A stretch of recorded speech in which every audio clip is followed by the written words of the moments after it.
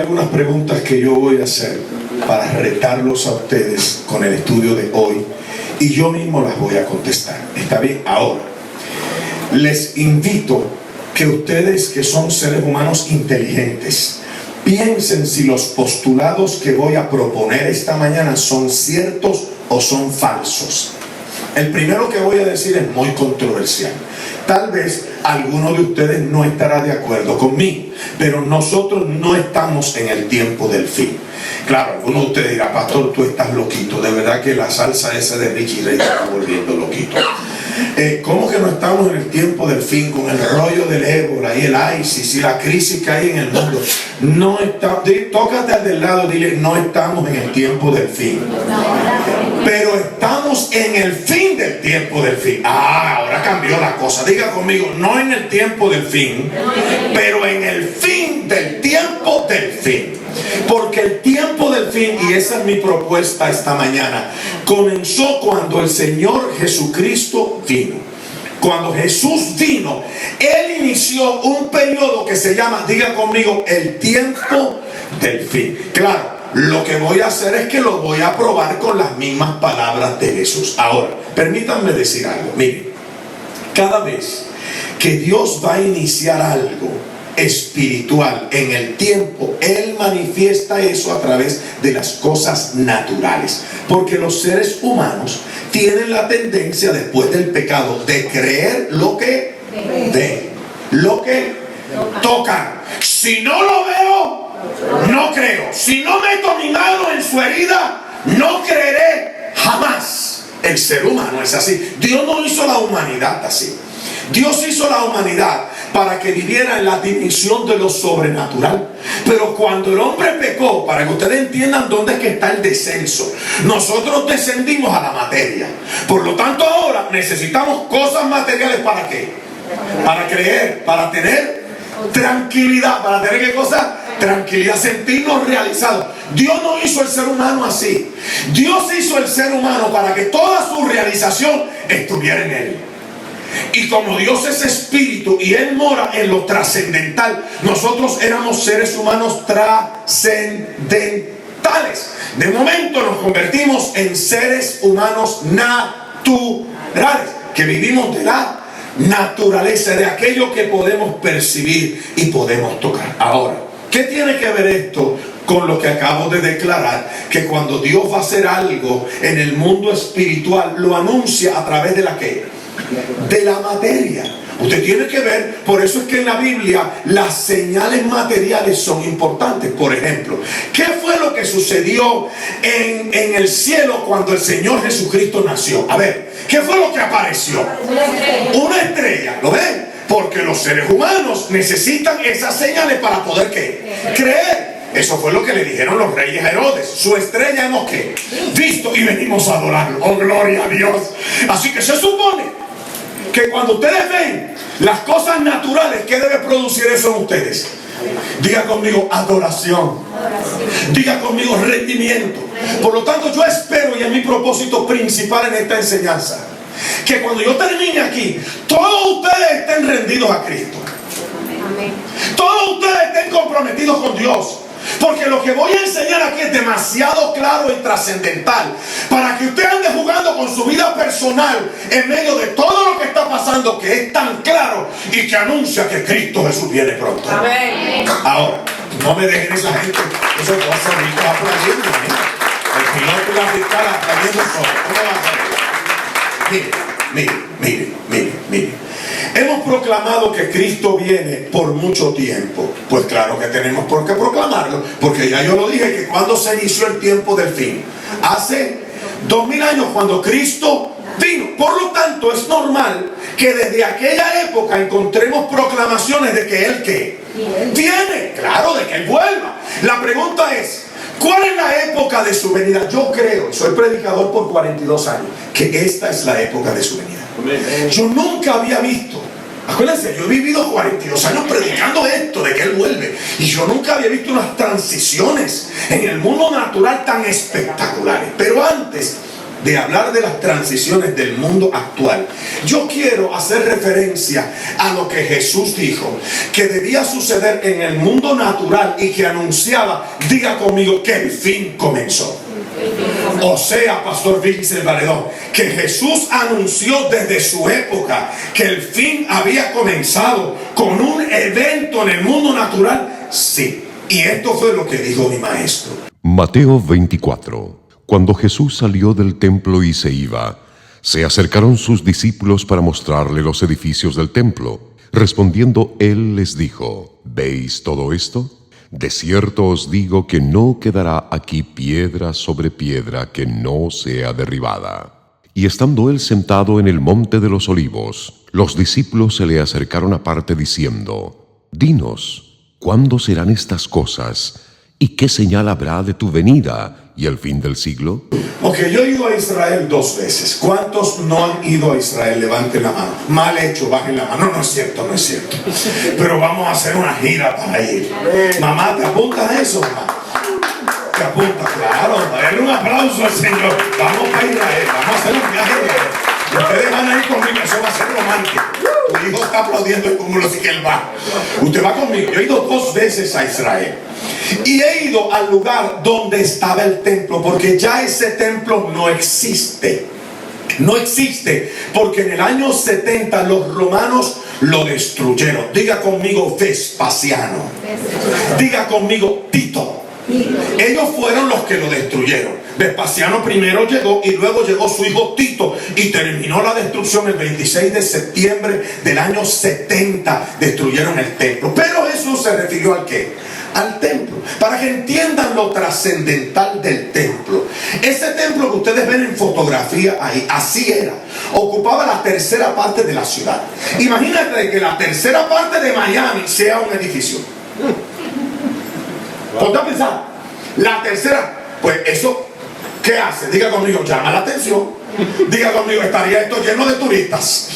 Claro, claro, por eso es que tú notas que los mormones hacen unos templos. Yo he estado en Utah. Y cuando tú vas a Utah, el templo de los mormones es una cosa. He estado en el Vaticano. Y cuando tú vas al Vaticano, el edificio es una cosa espectacular que te llama la atención. Por lo tanto, el templo de los judíos era una cosa imponente, imponente. Y la vida del judaísmo giraba alrededor de ese edificio. Todos los días había que llevar sacrificio. Había que ir a confesar los pecados, verse con los sacerdotes judíos. En fin, la economía judía giraba alrededor de ese edificio. Por lo tanto, imagínense las palabras de Jesús. Cuando Jesús le dice a los discípulos que el templo va a ser ¿qué? Destruido. ¿Qué tú crees que pensaron los discípulos, rey? ¡Claro que sí! Ay, qué bueno que estoy preguntándole a cubanos que andan con esa locura, que está loco. Ellos pensaron, el maestro se volvió loco. Para que no duden de mis palabras, no era la primera vez que ellos dudaban de Jesús. Recuerden que yo les enseñé a ustedes en la serie de la fe que el lugar de tus dudas es el lugar de tus milagros. ¡Oh, gloria a Dios! Díganlo, repítalo conmigo. El lugar de mis dudas es el lugar de mis milagros. Les probé a ustedes con las escrituras que como los discípulos dudaban de la resurrección de Jesús, ¿qué hacía el Señor Jesús constantemente? Apareciéndoseles. Por eso cuando tú dudas y eres un hijo de Dios, Dios se te sigue apareciendo y te sigue hablando. Alabado es el nombre del Señor. Diga conmigo, no me puedo escapar. Me tienen la perseguidora montada. Te están persiguiendo. Algo te está persiguiendo. Entonces los discípulos ya habían dudado de Jesús. Era normal que volvieran a dudar y esto era el final de su ministerio. Ya ellos, yo les puedo probar a ustedes toda la serie de la duda de ellos. Y me gusta hablar de esto, ¿saben por qué? Porque la gente piensa que ellos son peores que aquellos.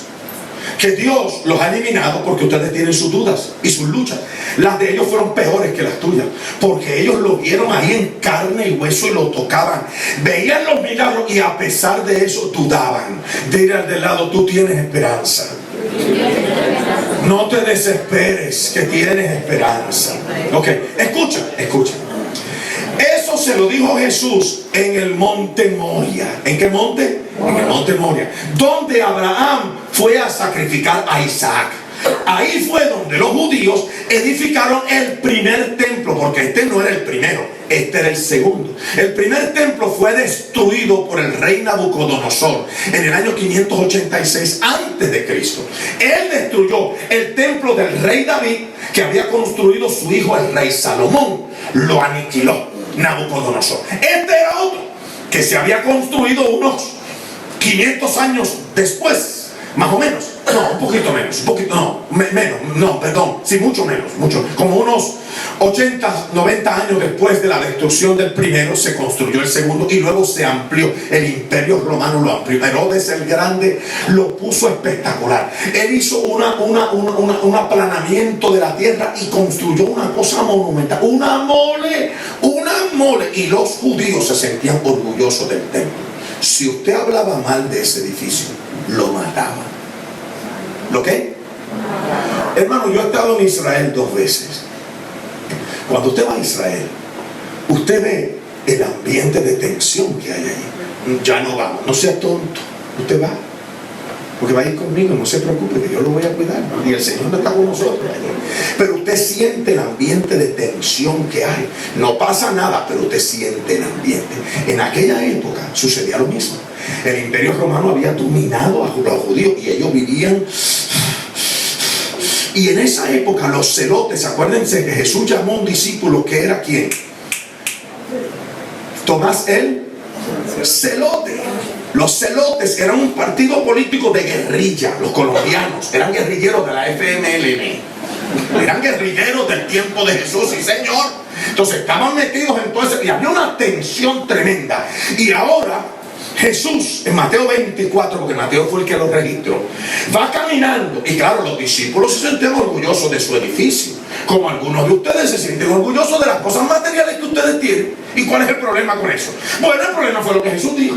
Ellos le dijeron a Jesús: maestro, tú no has visto los edificios del templo. Parecía que Jesús nunca los había mirado, porque el Señor no se impresiona por las cosas de afuera, sino por el corazón.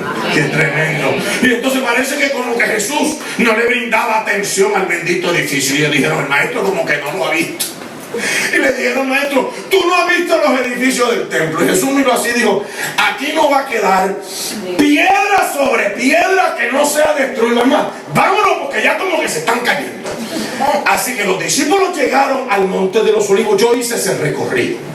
Cuando usted va al monte Moria, que ya no está el templo, está la emplanada del templo, usted camina casi 45 minutos a 1 hora hasta el monte de los olivos a pie. Y cuando llegaron al monte de los olivos, claro, desde el monte de los olivos tú ves toda la ciudad de los Jerusalén y ves el templo.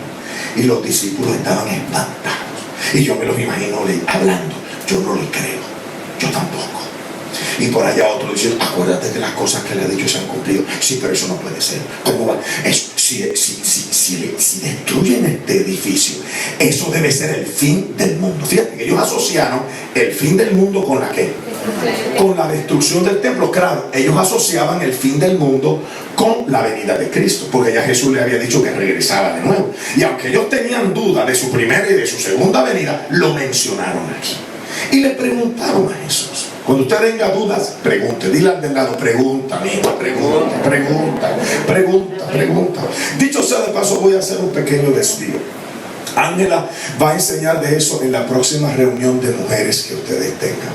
Cuando usted tenga conflicto con alguien, pregunte: ¿por qué tú estás enojado conmigo? Pregunte, no sea menso. Usted no tiene una bola. Pregunte, vaya y pregunte: ¿estás enojada conmigo? ¿Por qué estás enojada conmigo? ¿Por qué tú estás enojada conmigo? Dímelo. Pregunte. Los discípulos le preguntaron a Jesús. Llegaron al monte de los olivos y esta fue la pregunta. Oye. Se le acercaron los discípulos en privado, porque allí había un montón de gente. Y dijeron: no podemos preguntar, porque mira, dinos, ¿cuándo sucederá esto y cuál será qué? La señal de tu qué, de tu venida. Fíjate que ellos asociaron la destrucción del templo con la qué, con la venida. Así que la pregunta está ahí. Diga conmigo: ¿cuándo? Diga conmigo: ¿cuándo? Y ahora Jesús respondió: ¿cuándo? Claro está. Allí habían varios discípulos Cada uno de ellos lo escuchó diferente. Cada uno de ellos lo registró diferente. Cada uno de ellos lo investigó diferente. Usted conoce ese principio, ¿verdad? Que tú le dices algo a una persona. Se han hecho investigaciones psicológicas y han puesto 10 personas a hacer, y le han dicho en el oído una cosa al primero para que se la repita al segundo, al tercero, y cuando llega al lado de allá, ay Dios mío, aquí le dijeron me río en el baño, y allá terminó me baño en el río. De verdad, por mi mamá que está ahí sentada, es una cosa terrible. Todos los seres humanos son peligrosos con el oído. Se llama el teléfono roto. Se llama el teléfono roto. Qué lindo, qué lindo. Aquí está diciendo una de nuestras visitas, el teléfono roto. Qué felicidad se vive aquí. Entonces escúchenme. Cada uno escuchó cosas diferentes, y cada uno lo escribió diferente. De lo que Mateo escribió, porque Mateo es el que está registrando esto. Mírenlo ahí, Mateo 24, 1 al 3. Hay una confusión hoy en día espantosa en las iglesias. Tengo que mencionarlo. Yo no soy un pastor que hablo mal de otros pastores. Usted está en la iglesia equivocada. Yo no hablo mal de otros pastores, ni me gusta hablar mal de otras iglesias. Yo creo que las iglesias tienen cada una su manera de ver las cosas y su manera de entenderlo. Pero para mí, todas son buenas porque son el cuerpo de Cristo. Y por eso Pablo no me deje decir otra palabra. Claro, si te fue mal en alguna, ¿qué le decimos? Échate para acá. Si te fue mal por allá, pues te vienes para acá. Ok. Entonces, de lo que Mateo dijo ahora, hay pastores y hay iglesias que han interpretado, para mí, un disparate y una gran confusión. Y lo voy a explicar. Ponme el próximo versículo. Por tanto, cuando veáis... Por tanto, diga conmigo, ¿cuándo? Porque acuérdense que la pregunta fue ¿qué? ¿Cuándo? ¿Cuándo sucederá esto? Que va a ser destruido el qué. El edificio, ¿el qué señal habrá de tu qué? De tu venida. ¿Cuándo? Entonces ahora Jesús contestó. ¿Cuándo? Sigue. Cuando veáis el lugar santo, la abominación desoladora de la que habló el profeta Daniel, el que lea entienda. Entonces los que estén en Judea huyan a los montes. El que esté en la azotea no baje a sacar las cosas de su casa, y el que esté en el campo no vuelva atrás a tomar su capa. Pero ay de las que estén encintas y de las que estén criando en aquellos días. Okay, necesito que me miren para acá. Si yo preguntara aquí, ¿qué es la abominación desoladora? Porque yo le he preguntado en seminarios que yo he dado. Yo acabo de estar en Colombia con 50 pastores, casi de 50 iglesias. Cuando yo pregunté, cada uno me dio una idea diferente. Y habían después 300, casi 400 líderes de esa misma iglesia que vinieron a escucharme. ¿Qué es la abominación desoladora? Pues lo que se piensa hoy, que la abominación desoladora es, oye, el anticristo que no ha aparecido todavía y que no se sabe quién es. Porque algunos dicen que eran los Rockefeller, pero ya se murieron. El viejo Rockefeller se murió. Otros decían que era Kennedy, pero ya se murió. Adolfo Hitler, pero ya se murió. Que si Saddam Hussein, pero ya se murió. Obama, bueno, Obama está vivo. Bin Laden, es que los mezclé, Obama y Bin Laden, como un nombre se me mezclaron las cosas. Bin Laden, pero Bin Laden está muerto. Arafat. Entonces, los predicadores de hoy han desacertado tanto en el rollo de la abominación desoladora que cuando yo hablo de que estoy enseñando escatología, la gente me dice, como me dijeron en Puerto Rico hace un mes y medio atrás, escatología en un funeral. Tú hablas de escatología. Si ya en la iglesia no se habla de escatología, de todo lo que se habla es de dinero y pensamiento positivo. ¿Eso es verdad o no? Anoche yo le pregunté a una visita que fue a Broward a escucharme, ¿tú has escuchado de escatología? Porque él pertenece a un ministerio de allá arriba inmenso. Me dijo, no, en mi iglesia no se habla de escatología. ¿Sabe por qué no se habla de escatología? Porque han entendido mal este versículo de Mateo. Diga conmigo, la abominación desoladora. ¿Qué es lo que se piensa que es la abominación desoladora? Que el anticristo, diga conmigo, el anticristo, que es un mamito, un tipo de esto elegante que tiene jet y maneja un Rolls Royce, va a aparecer dentro de pronto, rico millonario. Por eso en el internet ahora aparece que el anticristo es el príncipe William, el hijo de Lady Di. Y que cuando usted coge la W, esos son los cuernos del anticristo que le van a salir dentro de pronto. Prepárese que con eso lo van a chiflar. Pero esa es la verdad. Y sale de aquí. Entonces, ¿qué sucede?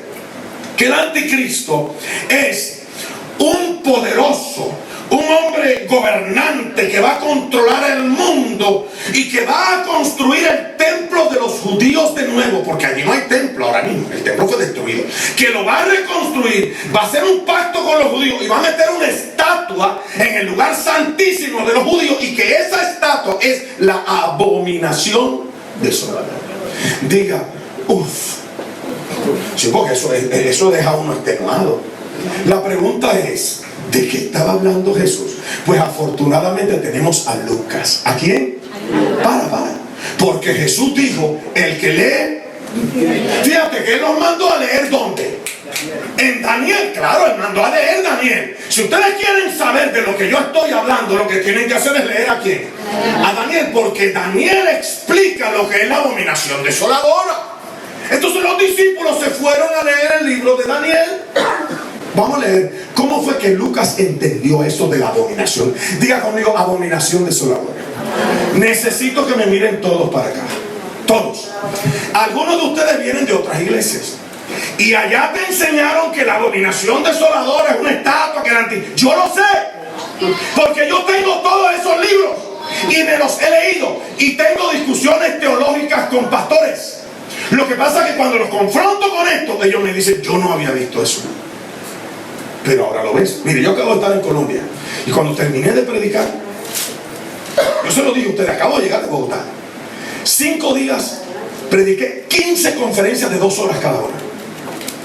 Y ese ministerio de más de 50 iglesias cambió toda su posición escatológica por la serie que le di. Me dijeron, estábamos perdidos en el espacio y sin el robot. Diga conmigo, sin el robot. Que eso sí es triste, como la familia Robinson y sin el robot. Peligro. ¿Me están escuchando? Ok. Diga conmigo, Lucas. Apágalo, negra, apaga. Diga conmigo, Lucas. Diga conmigo, Lucas.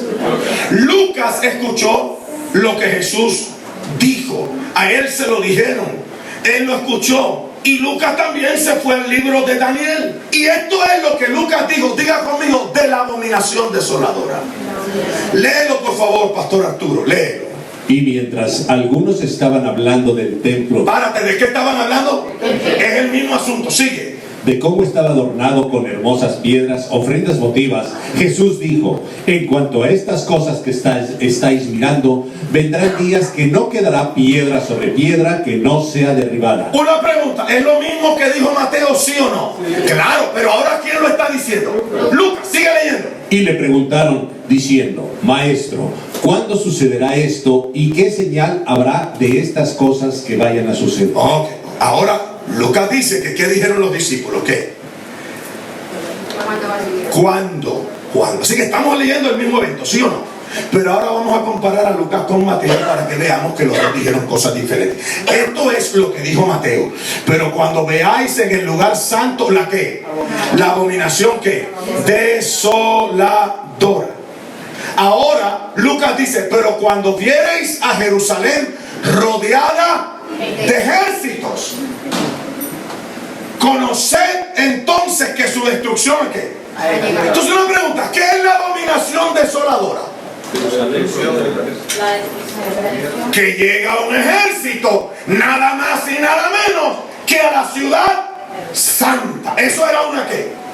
Una abominación. Y no solamente eso, Jesús anunció que ese ejército viene a destruir el templo. ¿Qué ustedes creen que es eso? Diga conmigo, abominable.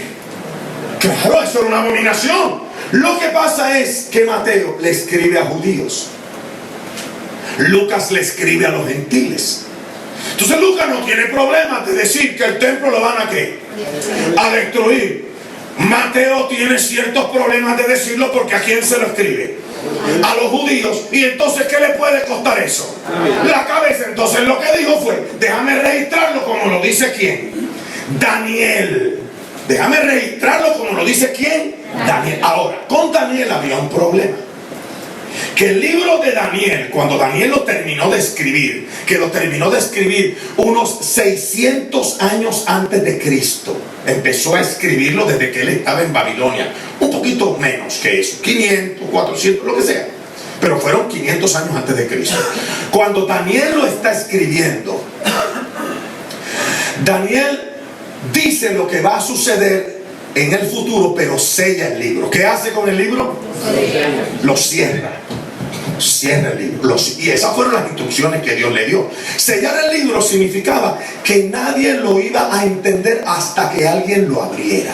Nadie lo iba hasta que alguien lo abriera. Veamos lo que dice Daniel. Léemelo, por favor. Pero tú, Daniel, guarda en secreto estas palabras y sella el libro hasta el tiempo del fin. Oh, sigue. Muchos correrán de aquí para allá y el conocimiento aumentará. Para. ¿Hasta cuándo es que iba a estar el libro de Daniel sellado? Para. ¿Y a dónde fue que Jesús nos mandó a leer? A Daniel. Por lo tanto, si el libro estaba sellado y Jesús manda a leer el libro, ¿qué había llegado? Claro que sí, porque el libro iba a estar sellado. ¿Hasta cuándo? Hasta el tiempo del fin. ¿Me están escuchando, mis amados? ¿Me están escuchando, mis amados? ¿Sí o no? Voy a hacer un pequeño desvío. Pues lo voy a mencionar nada. Yo no quiero ser dramático con eso, porque yo le pedí a Arturo que me leyera, que me pusiera esto. Me llama la atención de que la Biblia también dice: el sol se convertirá en tinieblas y la luna en sangre antes que venga el día grande y espantoso del Señor. Eso lo dice Pedro. Eso lo dice la Biblia. Eso lo dice la Biblia. Y nosotros estamos esperando los días que vienen de oscuridad y las lunas de sangre, que ya empezaron. Ya empezaron y van a continuar hasta el 2015. Van a continuar las lunas de sangre. Ahora, si esto tiene que ver algo, porque yo no voy a hacer aquí Mufasa. Usted no ha visto la película del Rey León, cuando las hienas decían Mufasa, se atormentaba. Yo no voy, porque yo no le tengo miedo a la venida de Cristo. Yo lloro pensando que mi Rey viene. Yo no ando con temores, porque yo no ando en una vida incorrecta con Dios. Yo ando en una vida victoriosa. Denle un aplauso al Señor. Yo no le tengo ningún miedo a la venida de Cristo. Esa vez yo aquí en la casa a veces lloramos cuando ponemos canciones aquí los dos y levantamos la mano y gritamos los dos solitos aquí: Él viene, sí, mi hijo, Él viene. Pero esa es la esperanza de ella con casi 90 años de edad. ¿Cómo vas a enfrentar la muerte si Cristo no viene? Entonces se terminó toda tu existencia.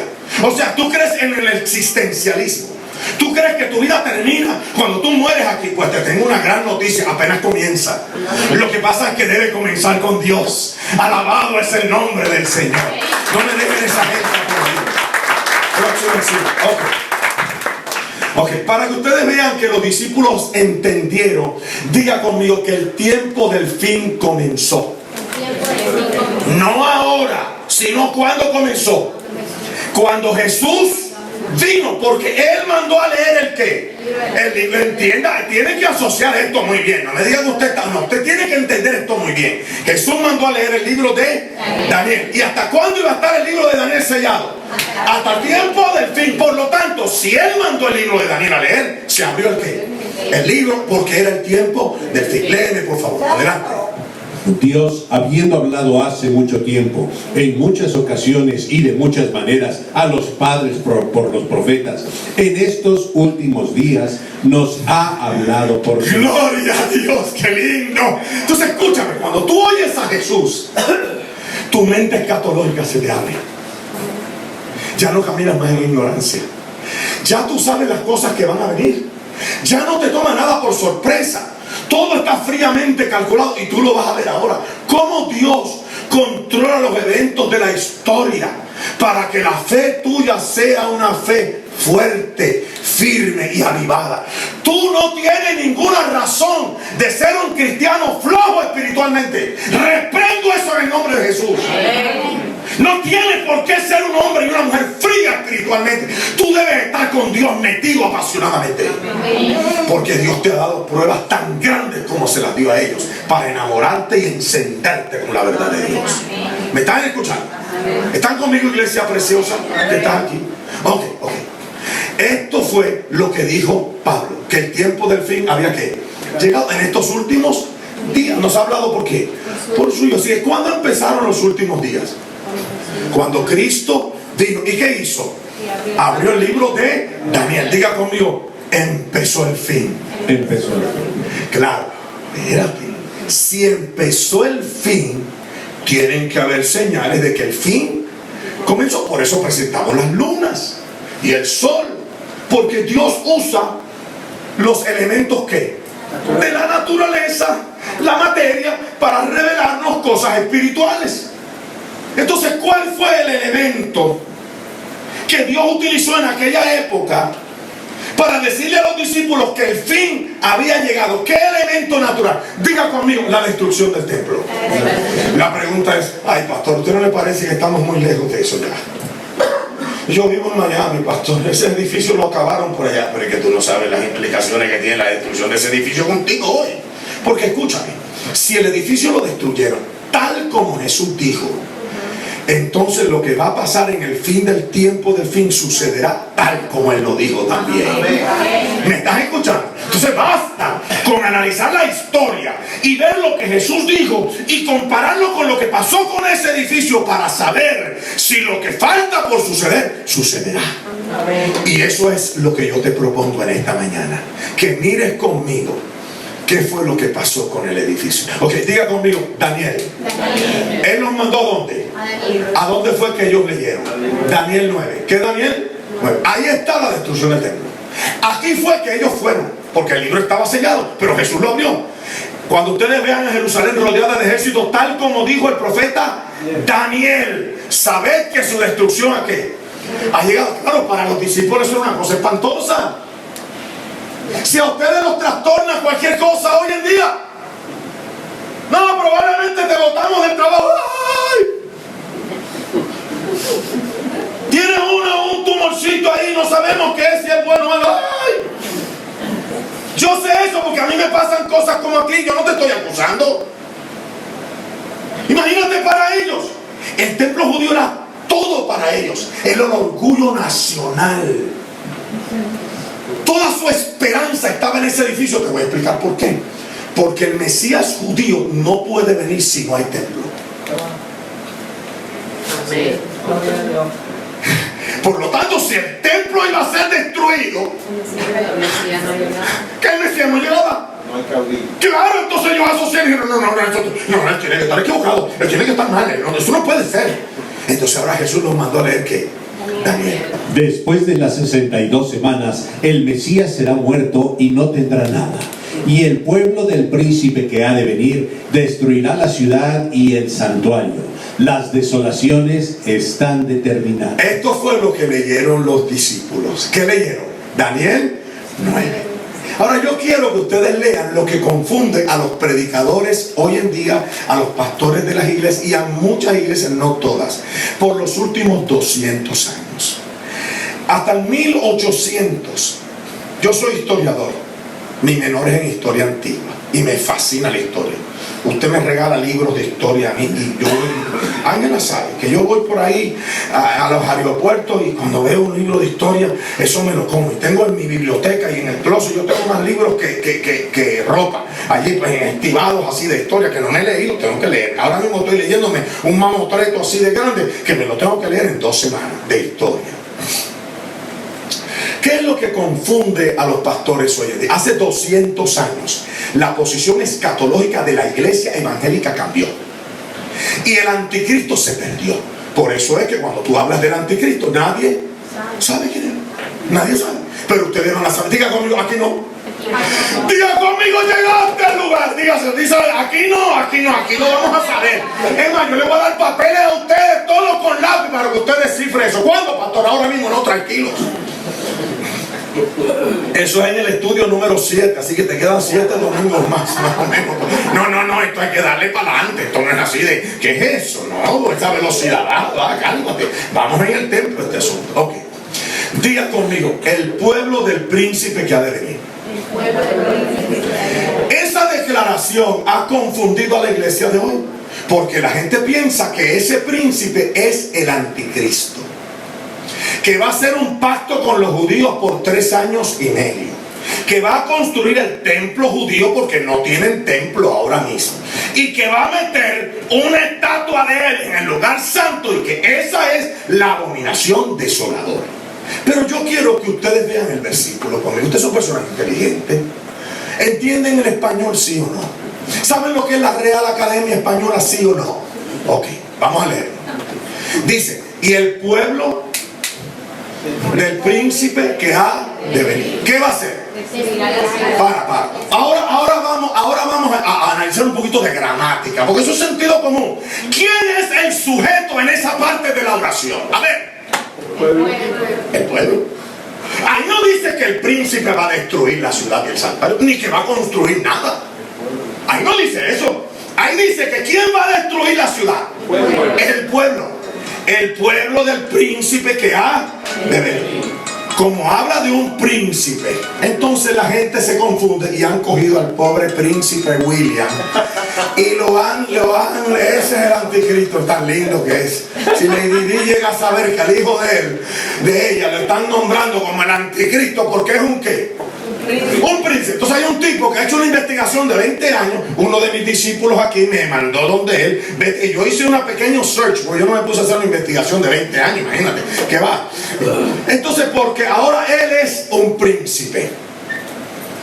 Pero es que no dice que el príncipe va a destruir la ciudad del santuario. ¿Quién lo va a destruir? El pueblo. La pregunta es, ¿qué dice la historia acerca de la destrucción de la ciudad y del templo? Vino un pueblo como un príncipe a destruir la ciudad y el templo, porque Jesús estaba hablando de ¿cuál templo? De ese. Jesús no estaba hablando de un templo que van a construir en el futuro. Jesús estaba hablando de ese templo. ¿Y a dónde lo mandó a leer? A Daniel. En el único lugar de Daniel donde se habla de la destrucción del templo, es Daniel 9. Entonces, ¿cómo tú vas a decir que con Daniel 9, que es un anticristo que va a parecer que es un mamito? Diga, es que me gusta esa palabra, digo, un mamito que maneja un Rolls Royce, que tiene un ejército y tiene mucho dinero y que va a hacer un pacto con... ¿Cómo tú haces hermano, yo lo siento con ustedes, pero eso es una barbaridad teológica. Es una barbaridad teológica, porque basta con mirar los sujetos de la oración. Diga conmigo, el pueblo de un príncipe. Ahora, diga conmigo, no te creemos todavía, valedor. Diga. No te creemos. Todavía. No te creemos todavía. A mí me gusta que la gente me desafíe. Yo debía haber sido abogado litigador para luchar contigo, negra. Yo debía haber sido un abogado litigador, porque como me gustan las peleas. Hay gente que no me entiende a mí. Usted tiene un pastor peleonero. Y a mí me gustan las peleas teológicas, porque en los debates teológicos es donde más yo crezco. Usted no ve que un boxeador no puede boxear su gran pelea a menos que no quiera. Claro que no practique, eso se llama foguear. Que no foguee con las chatas. Tiene que practicar. Entonces yo tengo que practicar. Y por eso es que yo tiro cosas para pararle los pelos a la gente y empiecen a pelear conmigo. Y es cuestión de yo hacer dónde yo estoy y dónde ellos están. Me fascina, a mí me encanta eso. Así que si te lo hago a ti, tú di, aquí está mi pastor. Aquí está mi pastor, el abogado, tirándome para que yo pelee. ¿Me está escuchando? Ok.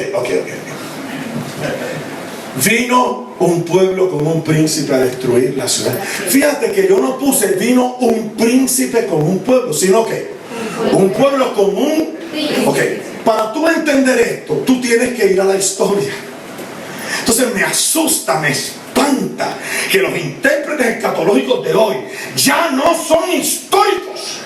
Todo lo que hacen es anunciar lo que va a venir. Y han anunciado tantos disparates que hay que recoger todos los libros de las librerías cristianas de todas las veces que se han equivocado. Diga conmigo, aquí no. Porque yo hago una cosa muy simple. Yo uso la historia. Y como la historia ya pasó, no me equivoco. ¡Qué lindo! Entonces yo no me equivoco. Yo lo que tengo que hacer es traerle a ustedes las evidencias históricas y presentárselas aquí. Primera evidencia histórica. Diga conmigo, estos fueron los emperadores romanos que habían en la época del 70. Me llama la atención que nunca en la historia de Roma sucedió lo que pasó en el año 69, que hubieron 4 Césares. ¿Cuántos? 4. Gracias. Mi mamá no me corregiste después de ella. Hubo 4 Césares. 4, cada uno duró 3 meses. Qué interesante. Y que tiene que ver esto con la profecía mucho, porque por ejemplo, Galba no tenía hijos, y estaba muy viejo. Otón no tenía hijos porque era muy joven. Vitelio era estéril. Una pregunta: ¿quién es un príncipe? ¿El hijo de un qué? De un rey. Por lo tanto, es un rey que tiene un qué. Un hijo. Pero estos 3 no podían tenerlo. ¿Y estaban en qué año? En el 69. ¿Y en qué año cayó el templo? En el 70. Ahora miren el dato histórico. Nerón, que ustedes conocen a Nerón gobernó Roma desde el año 54 hasta el año 68. En el 70 destruyen el templo. Él mandó a Vespasiano a acabar con la revuelta judía, pero se suicidó en el año 68. En el año 69, Galba, porque por eso fue que Nerón se suicidó, Galba estaba en España, era el gobernador de España, porque el Imperio Romano estaba dividido como hoy, que se encargaban de gobernar las áreas. Galba estaba en España. Entonces un senador romano levantó una revuelta contra Nerón, que consiguió que el Senado romano declarara a Nerón ciudadano no grato. Cuando Nerón supo eso, se suicidó en el año 68. Galba vino de España porque el Senado lo aclamó para que fuera emperador, pero en el camino desde España cogió a los pueblos que estaban cerca de la ciudad de Roma y los aplastó, porque él tenía tanta psicosis, porque Nerón había producido en el año 68 una psicosis tan grande en Roma que todo el mundo tenía terror a morirse, que lo fueran a matar los traidores. Tú has estado en un trabajo donde te rodean la gente que chismean de ti y que tú estás ahí con la psicosis. Ir a hablar con el jefe mío, y tú estás pensando que fueron a hablar con tu jefe, y tú lo miras y está hablando de mí. Pues eso pasaba en el Imperio Romano. Entonces Galba tenía una psicosis y venía de España y aplastó los pueblos que estaban alrededor de Roma. Cuando entró a Roma, el pueblo de Roma no lo recibió bien, y encima como estaba lleno de orgullo, no quiso pagarle a la guardia pretoriana, y la guardia pretoriana lo asesinó. Después de él vino Otón, que era un discípulo de él, y también se suicidó. Y después vino Vitelio y lo asesinaron también, que era estéril. Y en el año 70, ¿quién entró a gobernar? Pero Vespasiano tenía un hijo, tenía 2, y uno de ellos se llamaba como, diga conmigo, el príncipe. Vamos a los datos históricos de todo lo que explicamos. Nerón, emperador romano nacido en el año 37 después de Cristo, gobernó el imperio durante 14 años y se suicidó en el año 68 después de Cristo. Galba gobernó entre el 68 y el 69. Era gobernador de España cuando se unió a la revuelta que derribó a Nerón, pero él mismo fue asesinado más tarde cuando se rehusó a pagarle a la guardia pretoriana. Vitelio fue aclamado por las legiones del Rin en enero del 69 después de Cristo, pero fue asesinado en Roma el diciembre siguiente después de gastar fortunas en banquetes. Vespasiano, primer general romano en la guerra judía y posteriormente emperador desde el 70 hasta el 79 después de Cristo. Ahora, ¿saben lo que yo veo con todo esto? Que Satanás estaba impidiendo que el César de Roma tuviera ¿qué? Un hijo. Porque entonces la profecía no se podía cumplir. El príncipe, claro, el pueblo de un príncipe. ¿Quién era el pueblo que gobernaba en aquella época? Roma. Entonces, ¿quién era el príncipe? ¿El hijo del qué? Del César. No había un montón de príncipes, era uno, el hijo del César. Por lo tanto, el César debía tener hijos. Y los 3, nunca en la historia romana, nunca, yo me he estudiado eso, nunca pasó que en un solo año hubieron 4 emperadores. Solamente ahí, porque Satanás estaba evitando que la profecía se cumpliese. Yo quiero decirte algo: si Satanás no pudo evitar que Dios cumpliera sus propósitos históricos aquí, ¿quién te crees tú que eres para evitar que Dios cumpla su propósito en tu vida? Amén. ¿Quién te cree, en rayo te crees tú que eres? Gracias. Ustedes no alaban a Dios por eso. Amén.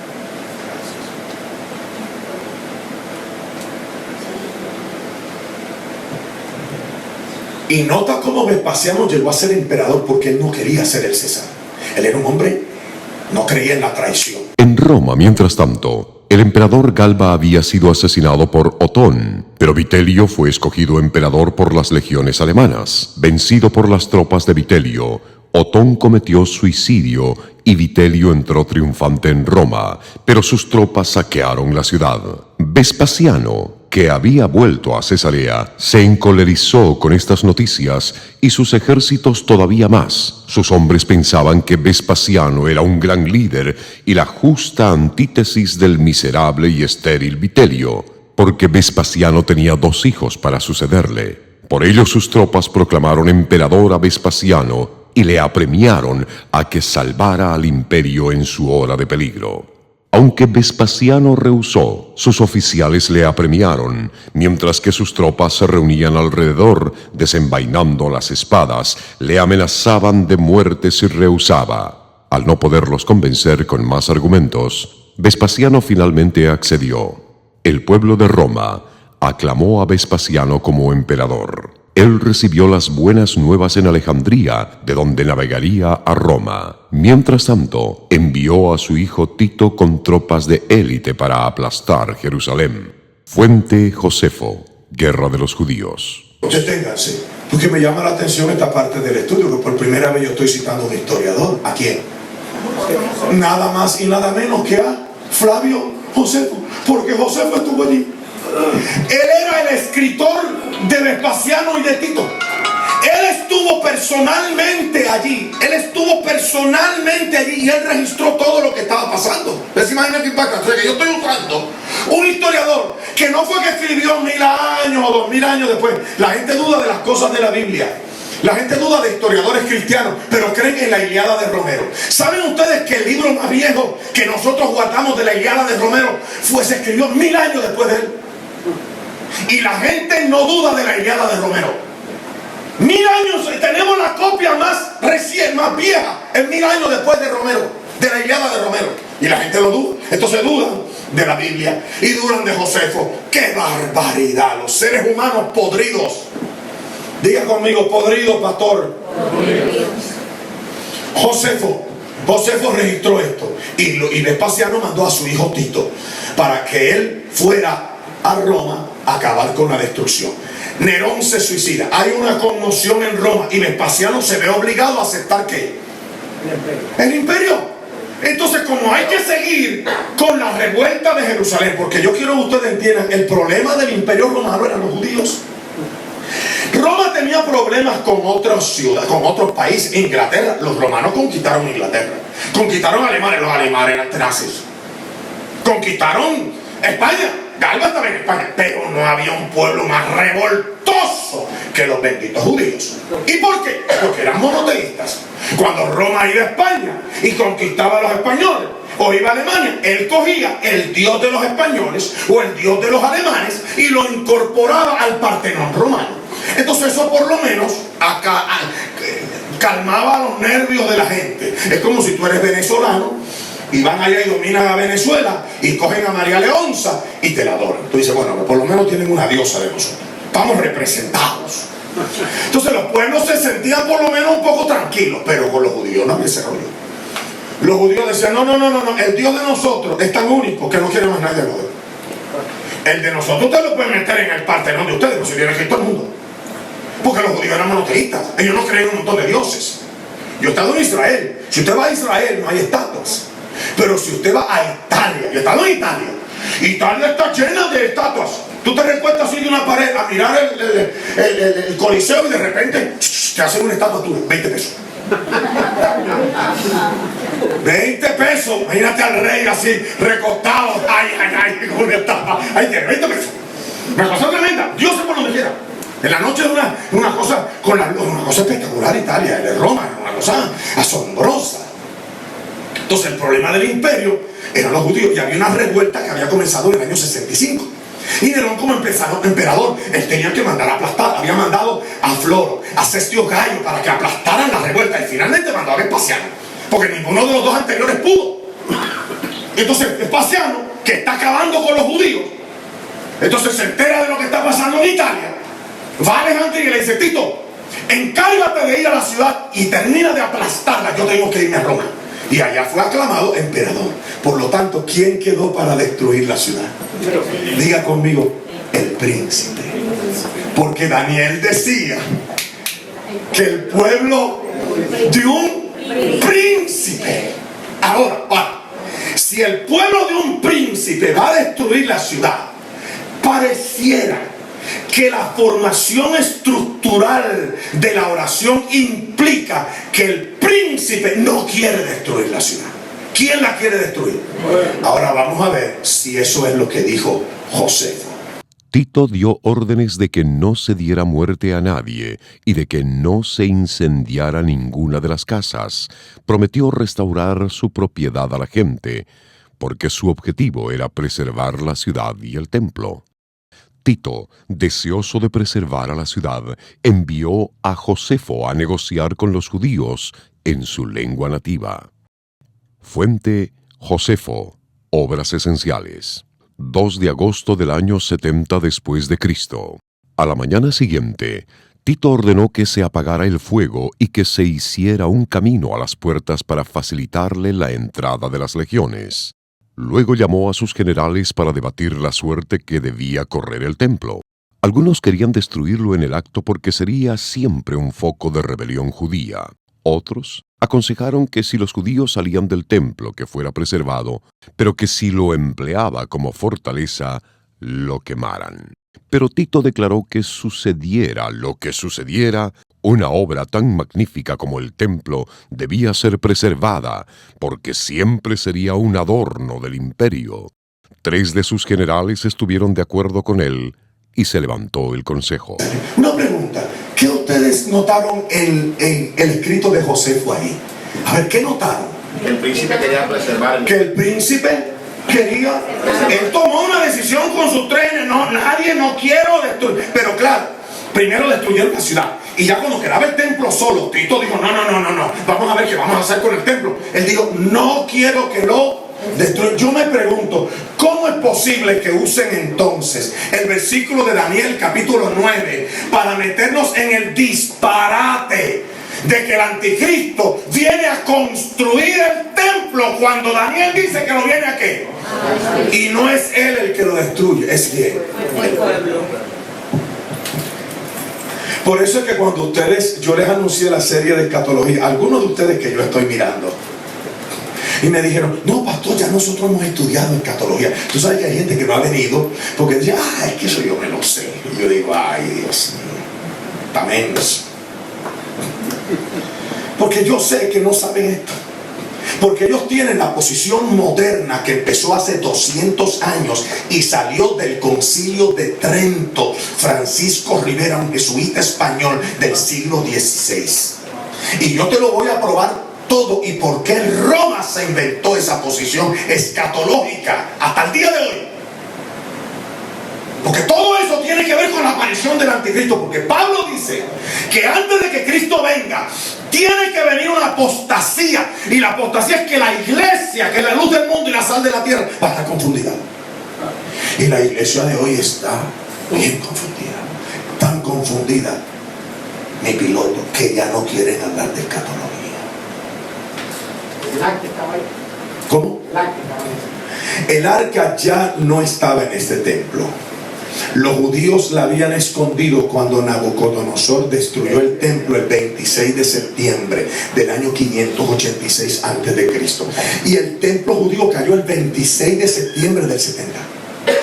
El mismo día que Nabucodonosor lo destruyó, el primero, el del rey David, el de Salomón, ¿se acuerdan Salomón?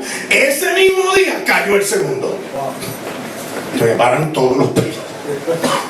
Porque es que Dios se para. ¿A usted no le gusta un Dios? A mí me gusta un Dios controlador. Ay, qué lindo.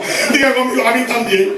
Muchacho, tú le dices eso a los seres humanos en el año 2014. Un Dios controlador. A mí no quiere que me controle y que me diga lo que yo tengo que hacer. Porque no queremos un Dios así. Yo sí. Porque a mí me gusta un Dios que hace lo que a él le da la gana. Ese es el Dios que yo quiero en mi vida. Tú no ves que yo soy un hombre tenaz y voluntarioso. Y si no tengo un Dios que me dice a mí, ¿sabes qué, Vince Valero? Te estás quieto y tú vas a hacer mi voluntad, ok. No, que son dos voluntades, yo tengo una voluntad fuerte. Diga conmigo, yo también, pastor. No se quede mirándome así, tan inocente que se ve. ¿Usted cree que me van a engañar? Si ya yo los conozco y los he saludado aquí. Imagínate si a veces tengo trabajo con la gente para estacionarnos en los lugares y sentarlos. Voluntarioso, diga conmigo, ese soy yo. El único que no es voluntarioso es que nos sentamos donde digamos. El patriarca. Porque el perro viejo ladra sentado. ¡Qué lindo! Ok, ¿están conmigo? Ok. El templo fue destruido así, pero hay registros exactos de cómo fue destruido. Yo quiero que ustedes lean esto y vean a Tito, diga conmigo, el príncipe, evitando que el templo fuera destruido. Septiembre del 70 después de Cristo. Tito estaba descansando en su tienda cuando un mensajero se precipitó allí con noticias. Saltando tal como estaba, corrió al templo para apagar las llamas, pero había tal ruido y confusión que los soldados no podían o no querían escuchar las órdenes de su general ni de obedecer a sus ademanes. Nada podía detener la furia de las tropas y muchos fueron atropellados por sus propios camaradas en las entradas. Cayendo entre las ruinas llameantes, compartían la suerte de sus enemigos. Enloquecidos de ira y pretendiendo no oír las órdenes de su general, los soldados seguían corriendo, lanzando sus antorchas dentro del santuario. Los rebeldes eran ahora impotentes y no hicieron ningún intento para defenderse, porque por todos lados había degollina y huida, siendo los no combatientes las principales víctimas de la matanza. Alrededor del altar había montones de cadáveres, mientras que arroyos de sangre corrían por las escalinatas del santuario. Al ver el príncipe que no podía refrenar la furia de sus soldados, él y sus generales entraron al edificio y contemplaron el lugar santo del santuario y todos los esplendores que contenía. Por cuanto las llamas no habían llegado aún al interior, sino que estaban aún consumiendo las cámaras que rodeaban el templo, Tito hizo un último esfuerzo por salvarlo. Precipitándose fuera, ordenó a sus tropas que apagaran el fuego, ordenando a uno de sus centuriones que diera muerte a garrotazos a quien desobedeciera sus órdenes. Pero el respeto hacia su general y el temor al castigo habían quedado desbordados por su odio desenfrenado contra los judíos y por la esperanza del botín. Viendo que todo lo que les rodeaba estaba hecho de oro, supusieron que el interior contendría inmensos tesoros. Y cuando Tito corrió fuera para refrenar a sus tropas, uno de los que habían entrado con él echó un ascua a los goznes de la puerta del templo interior, y las llamas prendieron en el interior. El príncipe y sus generales se retiraron, y así, contra sus deseos, fue quemado el santuario. Fuente: Josefo, Antigüedades VII y Antigüedades XII. Yo no sé ustedes, yo dejo todos mis pelitos parados. ¿Saben por qué? Porque ningún ser humano se va a parar en contra de la voluntad de Dios. Por lo tanto, te conviene que en tu vida personal de cristiano con Dios camines con mucha humildad. Tú no quieres ser una mujer rebelde ni voluntariosa. Tú no quieres ser un hombre rebelde corrupto. Tú quieres ser un hombre y una mujer que le sirve a Dios. Y la característica más grande que hay en un cristiano es la mansedumbre de Cristo. Eso no significa que seas un tonto. Yo no soy un hombre tonto, pero yo respeto la autoridad, porque aprendí a respetar al Rey de Reyes y Señor de Señores. No me dejes saber.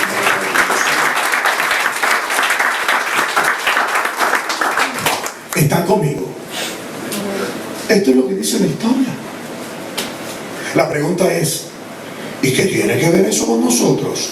¿Cómo que qué tiene que ver? Porque ahora te voy a dar las advertencias de lo que pasó allá y de lo que va a pasar aquí. Porque yo voy a terminar ya dentro de unos minutos con lo que se supone que debe suceder. Diga conmigo, en el fin del tiempo del fin. Acuérdate que este es el inicio del ¿qué? Del tiempo del fin.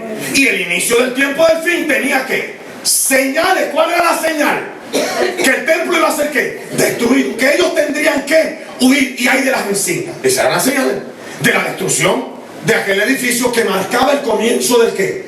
del tiempo del fin. La buena noticia que te tengo es la siguiente: si hubo un evento en el mundo natural que podemos registrarlo hasta en la historia y estudiarlo hoy aquí en esta iglesia, que nos dice que se inició el tiempo del fin, ¿cuáles son los eventos que anuncian que va a terminar y que Cristo viene pronto?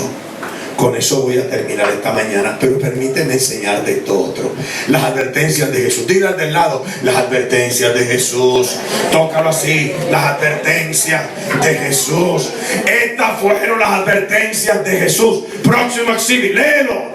Entonces los que estén en Judea huyan a los montes. Diga conmigo: huir. Sigue. En Lucas: pero cuando viereis a Jerusalén rodeada de ejércitos, sabed entonces que su destrucción ha llegado. Entonces los que estén en Judea huyan a los montes, y los que estén en medio de ella váyanse, y los que estén en los campos no entren en ella. Detente, eso es una locura. ¿Cómo tú vas a huir de una ciudad que está rodeada? Además, en aquella época, las ciudades importantes, la capital de las ciudades, tenían muros. Por lo tanto, cuando había una guerra, ¿dónde tú te ibas a refugiar? Adentro. Por eso es que cuando Roma destruyó la ciudad y el santuario, cerca del templo murieron 1 millón de judíos. 1 millón. Les cortaron así. Ustedes ven a ISIS y todo eso no es nada. ¿Y qué hacen ustedes asombrados? ¿Qué le está botando la cabeza? Pero si Adolfo Hitler mató más de 100 millones... Lo que pasa es que eso sucedió hace 50 años atrás y tú no estabas en ese momento, y entonces no te pudiste espantar. Y te espanta lo que está pasando, hoy no pasa nada. Pero lo que va a pasar, porque lo que Jesús advirtió que debe suceder para el tiempo de su venida, eso debe pasar hoy en día. Ok. Diga conmigo: la ciudad estaba rodeada. ¿Cómo vamos a salir de aquí? Yo les dije hace un rato que ¿quién fue el que mandó a destruir, a acabar con una revuelta en Jerusalén? ¿Quién fue? Nerón. ¿En qué año? 65. ¿En qué año cayó el templo? 70. En el 65, Nerón mandó a Floro, un general de él, con un ejército, para que él acabara con una revuelta de los celotes. Acuérdate que Jesús tenía un discípulo que era celote. ¿Cómo se llamaba? Simón el celote, porque eran los guerrilleros de la RSNN, que es de los colombianos. ¿Cómo que se llama? Esos eran del tiempo de Jesús, habían guerrilla. Es más, se llamaban sicarios. Es que hay una paisa que gritó. Quiero que sepan que el gobierno romano le llamaba a los celotes sicarios. De ahí es que viene la palabra sicario, porque eran ¿qué? Guerrilleros. Entonces, cuando hubo esta revuelta en Roma, Nerón mandó a Floro. Floro hizo cosas terribles que despertaron más la ira de los judíos y los unieron más y los combatieron.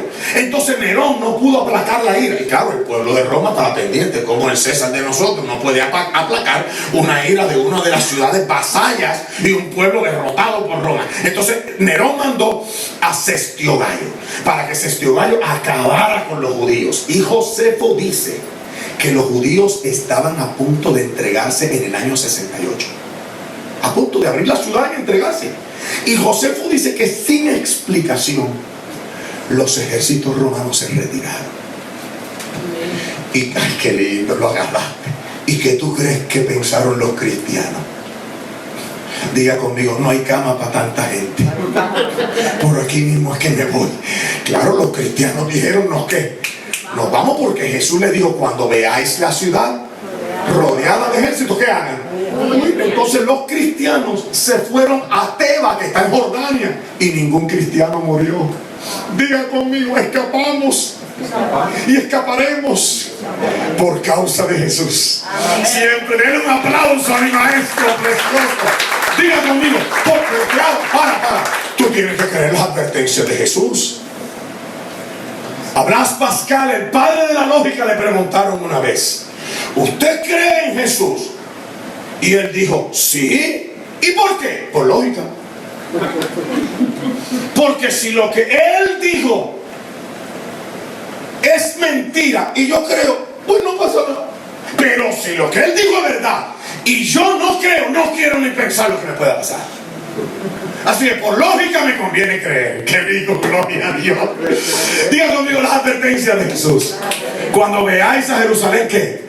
Ok, ahora les voy a dar el dato histórico. Adelante, por favor. En el año 65 después de Cristo, el procurador más malo de César, Floro, tomó posición en Judea. Este hombre hizo cosas que provocaron a los judíos a rebelarse de una forma violenta, y fue una rebelión tan grande que él solo no pudo controlarla. Por consiguiente, vino otro hombre a tomar su lugar llamado Cestio Gallo. Él dirigió sus ejércitos a Palestina, donde logró capturar algunos pueblos y siguió avanzando hacia Jerusalén. Después de acampar por 3 días cerca de la ciudad, comenzó a atacarla. Cestio y sus ejércitos estaban ganando la batalla contra la ciudad de Jerusalén. Por lo tanto, los judíos estaban verdaderamente listos para rendirse y a punto de abrir las puertas para salvar la ciudad y el templo. Pero la profecía decía que estas dos cosas serían destruidas. Cuando Cestio estaba a punto de tomar la ciudad, de repente, como dice Josefo, sin razón ninguna, retiró sus tropas y se fueron. Al ver esto, los judíos se llenaron de valentía y persiguieron al ejército y ocasionaron un gran desastre. Fuente, Josefo, Guerra de los Judíos. Por causa de ese gran desastre, cuando Nerón se entera ya, ¿a quién manda? A Vespasiano. ¿A quién mandó? A Vespasiano. Y Vespasiano la rodeó en el 68. Y nunca más la soltó hasta el 70. Pero Jesús dio otras advertencias, las mismas que da hoy. ¿Qué más dijo él? Léelo, por favor, Arturo. Mateo. Mas hay de las que estén encintas y de las que críen en aquellos días. Lucas. Mas hay de las que estén encintas y de las que críen en aquellos días, porque habrá gran calamidad en la tierra e ira sobre este pueblo. Yo no sé si a ustedes les ha pasado que van a una iglesia, porque aquí le pasó a la esposa del pastor Arturo de la Mora, que le dijeron: ten cuidado con embarazarte. Y ella tiene 4 muchachos, así que ha pecado 4 veces. Pero si usted no entiende esta profecía, ¿a dónde la va a aplicar?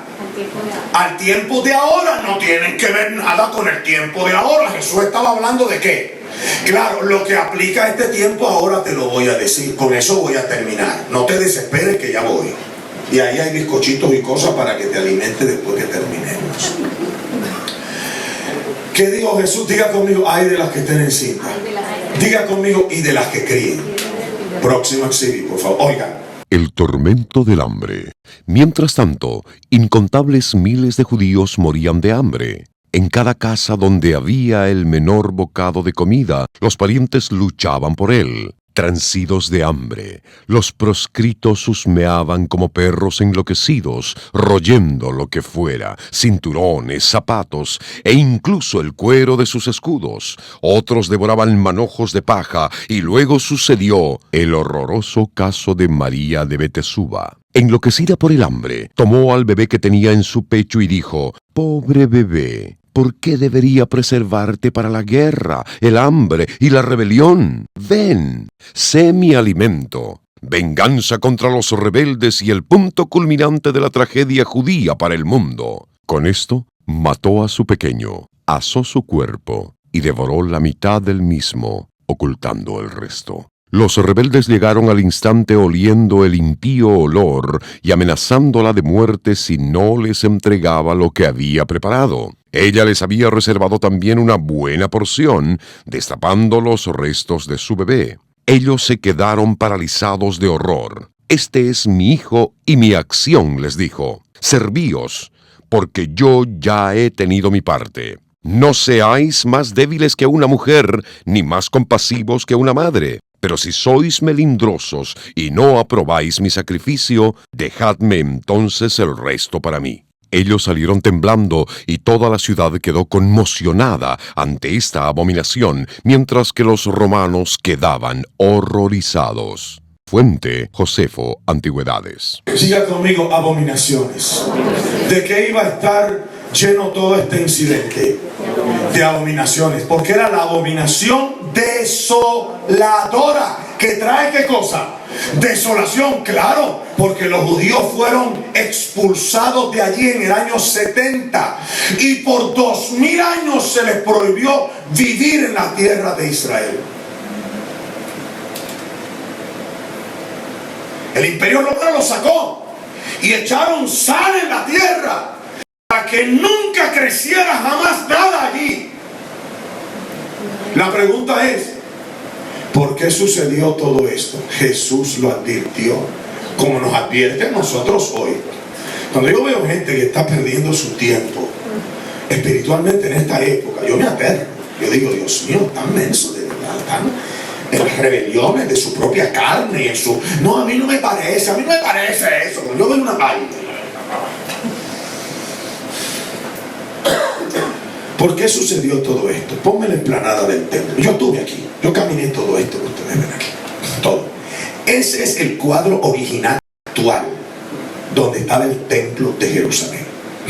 Ocupaba la tercera parte de la ciudad y queda en la cumbre del monte Moria, donde Abraham fue a sacrificar a Isaac. Los musulmanes dicen que Abraham no fue a sacrificar a Isaac, que al que él fue a sacrificar fue a Ismael. Y ellos entonces, en la piedra donde se supone que Abraham fue a sacrificar a Isaac, que resultó que era Ismael, en el año más o menos el 600, ellos construyeron la mezquita de Omar, que es la que está actualmente ahí. Yo entré a la mezquita de Omar. Diga, yo voy a entrar con usted, pastor. Vamos para allá. Eso va a ser un avión, un vuelo de vacilón. Vamos a llevar a Juan en la ciudad y que nos lo pongan en la pantalla y le vamos a cantar a esos judíos. Yo entré allí y allí te hacen bajar a un lugar donde hay una piedra y te dicen que allí fue que Abraham fue a... Porque hicieron el lugar santísimo, el Kodesh Kodashim, el santo de los santos. Queda justamente donde estaba la roca que Abraham usó para acostar a Isaac y matarlo. La pregunta es, ¿por qué sucedió todo eso? Jesús lo dijo. Noten las palabras de Jesús. Léelo, adelante. Porque estos son los días de retribución, para que se cumplan todas las cosas que están escritas. ¿Para qué son días? ¿Qué retribución? Cuando alguien te hace algo bueno, ¿tú lo retribuyes? Cuando alguien tiene contigo algo bueno, ¿tú lo retribuyes? Hace poco una persona me pidió una firma aquí. Él está sentado aquí y yo fui y le di la firma. Yo no le pedí nada ni esperaba nada, pero él tenía un sobrecito y me dio una ofrenda para la iglesia de $200. ¿Eso es una qué? Claro, retribución. Ustedes tienen la mente de retribuir o ustedes la tienen la mente de pedir. Diga,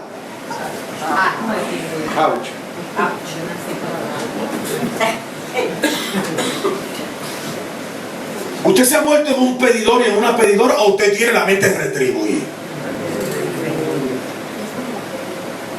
Entonces Jesús dijo, estos son días de qué?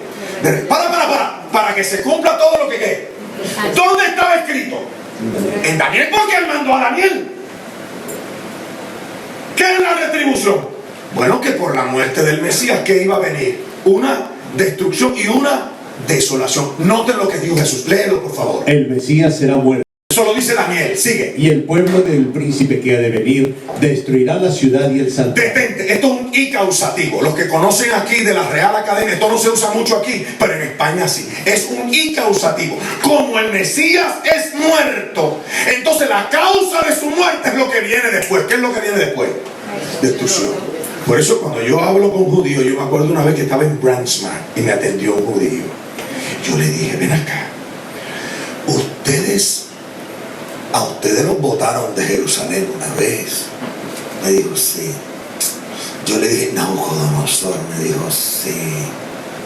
En el año 586, sí. ¿Y por qué fue que los botaron? Y los sacaron de allí 70 años. Me dijo, porque estábamos practicando la idolatría. O sea, adoraban estatuas. Si usted va a Israel, en Israel no hay estatuas. Pero vaya a Italia. ¿Y quién le ha dicho a ustedes que a Dios le gustan las estatuas? ¿Dónde dice eso en la Biblia? Si Dios cogió a los judíos y los sacó 70 años de Jerusalén y los mandó a Babilonia para que aprendieran a no postrarse frente a las estatuas. No tendrás dioses ajenos delante de mí. No te harás imágenes ni ninguna semejanza. No te postrarás ante ellas ni las honrarás, porque yo soy Jehová tu Dios. ¿Cómo es posible que el cristianismo de hoy piense y asegure que adorar estatuas está dentro de la filosofía del cristianismo? No es posible.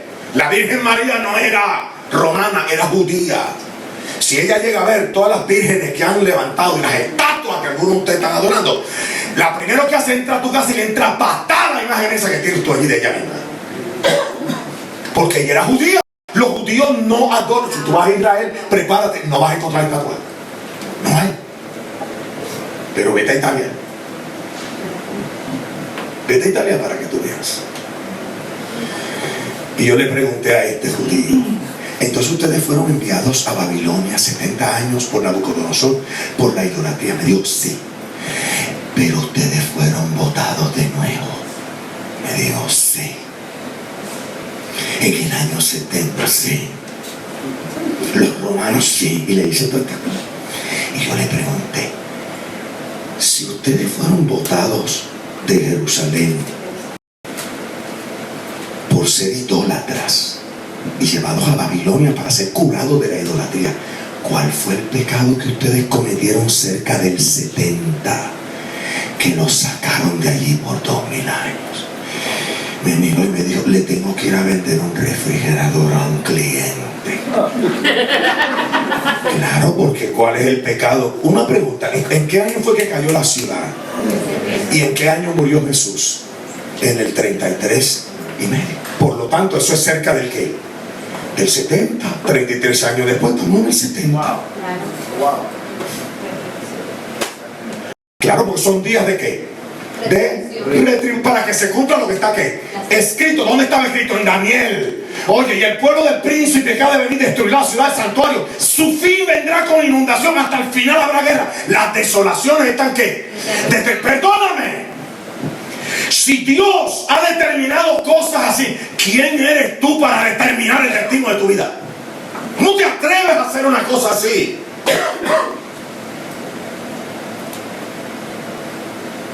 Dios tiene control de todo.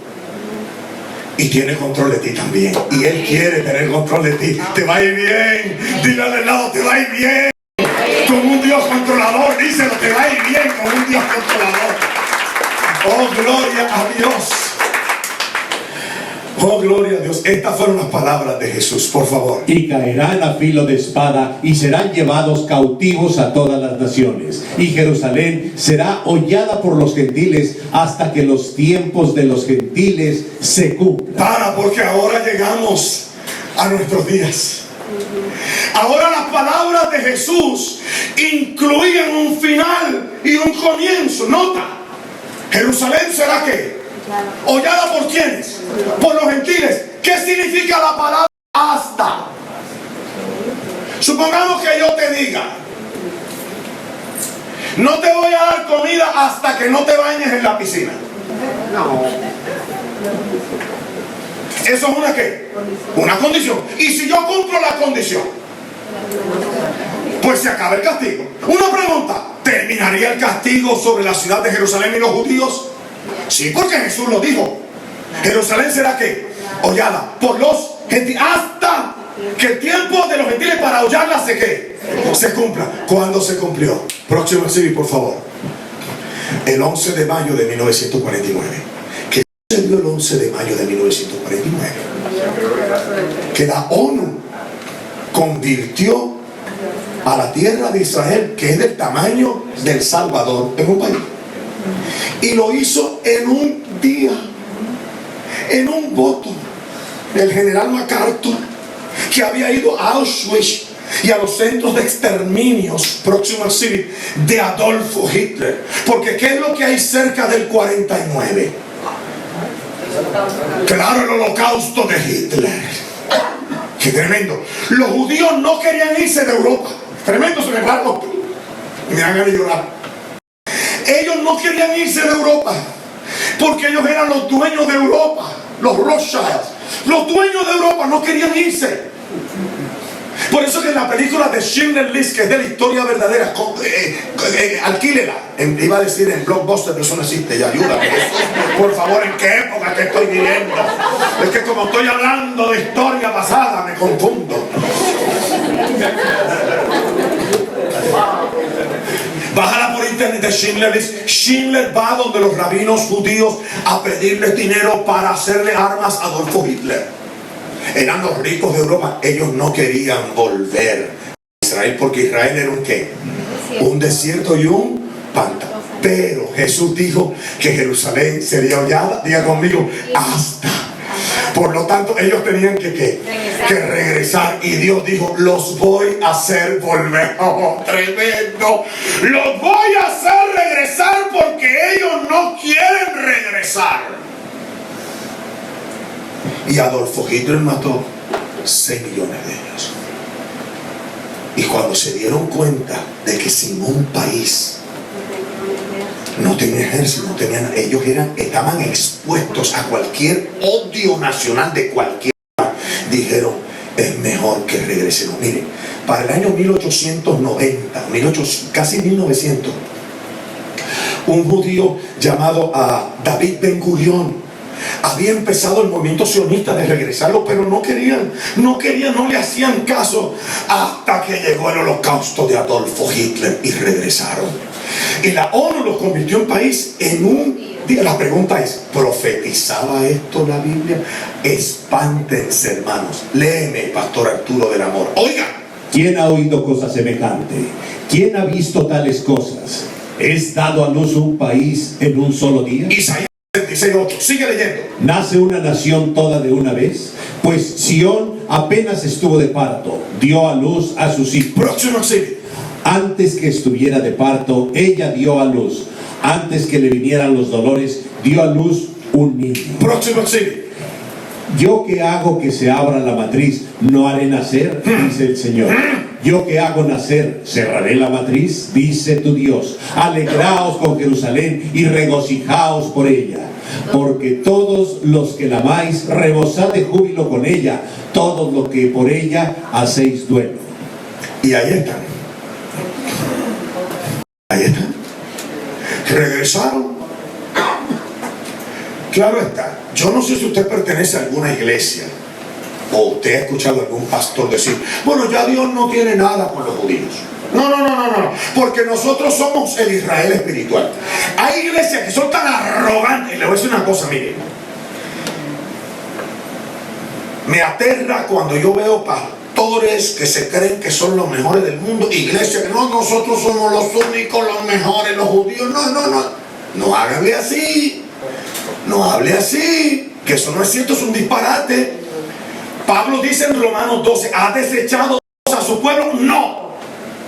Él lo dice claramente. Es una exégesis completa de todo el capítulo 12. Ellos tienen que estar allí para que Cristo regrese. Cristo no puede regresar por segunda vez si los judíos no estaban en Israel. Por lo tanto, debemos estar cerca de la venida. Gloria a Dios.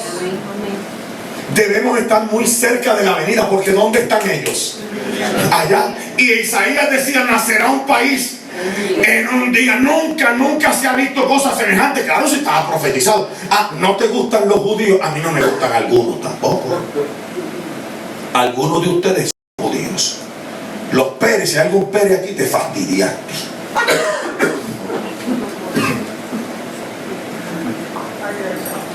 Es más, ¿tú sabes lo que dicen los judíos actuales? Que los cristianos evangélicos que creen en Cristo son descendientes de judíos y por eso aceptan el Mesías. Que pertenecen a las 10 tribus que fueron extintas en la historia, que desaparecieron por los sirios, los asirios. ¿Me están escuchando, mis amados? Ahí la pregunta es la siguiente: ¿y qué falta, Pastor Vincent? No, diga conmigo, el templo fue destruido. los judíos fueron expulsados. ¿Cuántos años? 6.000. Diga conmigo, regresaron. Y allí están. Diga conmigo, y aquí estamos nosotros. ¿Y por qué tú estás aquí escuchándome a mí? Porque tú estás incluido en la profecía. Tú estás incluido en la profecía. Donde Jesús les habló a los discípulos, tú estás incluido. Y Pablo lo interpretó. Mira lo que dice el apóstol San Pablo de ti. Léelo por favor, Arturo. Porque no quiero, hermanos, que ignoréis este misterio, que no seáis sabios en vuestra propia opinión, que a Israel le ha acontecido un endurecimiento parcial. ¿Cómo? Diga conmigo parcial. Parcial. Diga conmigo parcial. No total. ¿Qué significa parcial? En parte, que no es para siempre. Un endurecimiento parcial. Sigue. Hasta que haya entrado la multitud de los gentiles, y así todo Israel será salvo. Amén. No me vean esa mujer aplaudiendo sola. Entonces escúchame. Tú estabas incluido en esta profecía, porque ahí dice que a ellos les ha acontecido un endurecimiento parcial hasta que haya entrado.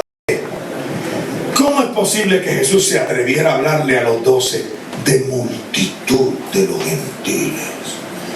Hablando en ese paisito chiquitito del tamaño del Salvador, Jesús estaba diciendo que iban a entrar al reino de Dios, a creer en Él. Diga conmigo, multitudes.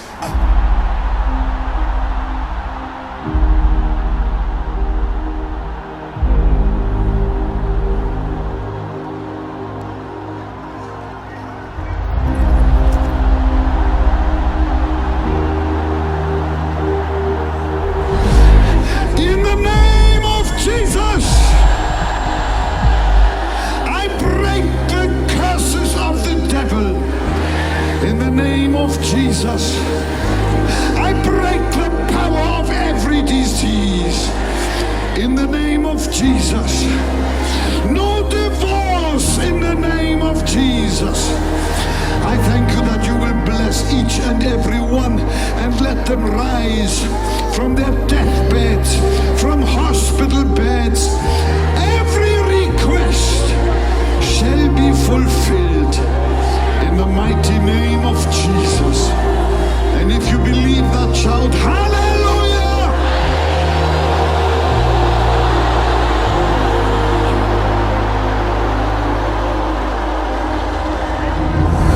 That at the name of Jesus Christ, every knee should bow and every tongue should confess of things in heaven, on earth, and under the earth, that Jesus Christ is Lord, to the glory of God the Father.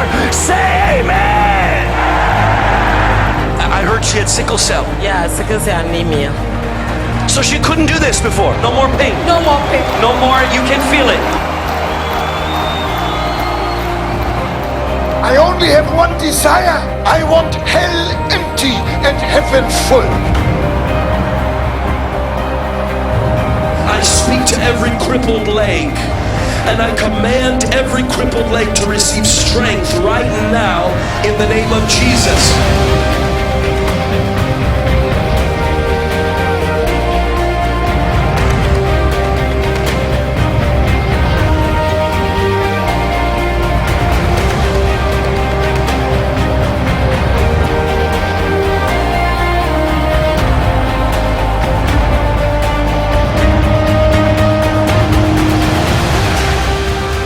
He turns darkness into light. He turns sin into salvation. He turns bondage into freedom. He takes away addictions. And He changes us from the